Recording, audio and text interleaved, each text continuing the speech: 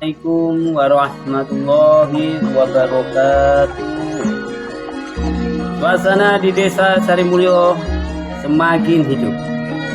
Dalam rangka sedekah bumi desa Sarimulyo, kami RT 3 RW 1 Dukuh Budak dengan mengucapkan syukur atas karunia Tuhan Yang Maha Kuasa.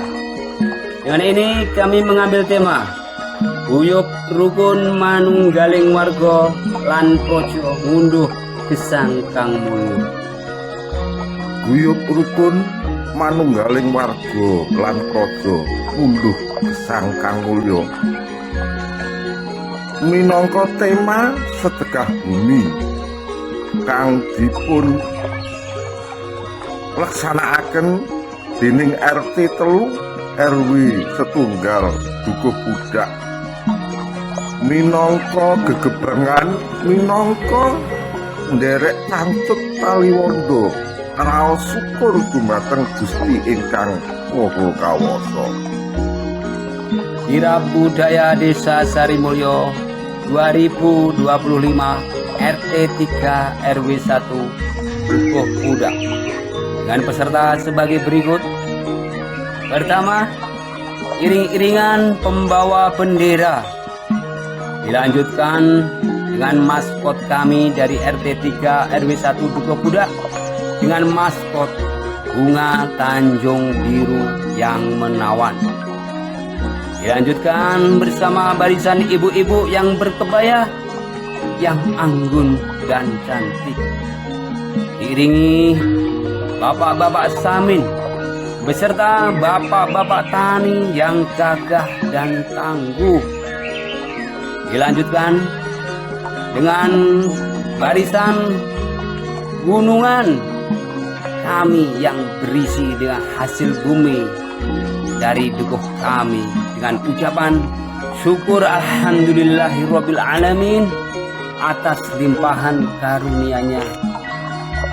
Dilanjut barisan ibu-ibu dari RT 3 RW 1 yang cantik dan menawan, yaitu ibu-ibu senam yang menunjukkan bahwa kami dari RT 3 sehat walafiat, yang gemulai, yang cantik, yang menawan. Dilanjutkan terakhir dengan barisan ogoh-ogoh kami, yaitu ogoh-ogoh ruwat penghancur sifat angkara murka. Kirab Budaya Desa Sarimulyo warsa kalih ewu selangkung. Guyub rukun manunggaling warga lan praja ngunduh gesang Kang Mulyo. Khususipun RT 3 RW 1 ing reroncening pasembahan punika inggih punika umbul-umbul gula klapa handera abang putih. Salajengipun minangka maskot kembang kunjung biru Kang Minulya.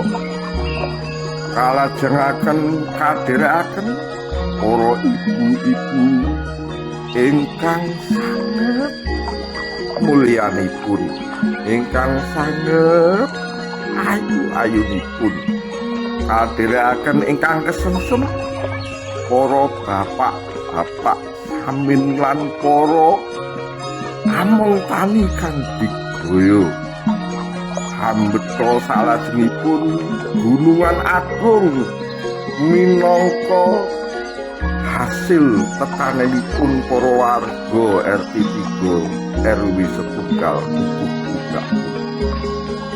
Salajengipun sasampunipun hasil panen kang kathah punika anjalaris saya sehatipun kaneman ingkang derek senam kangge njaga jiwa lan rasanipun.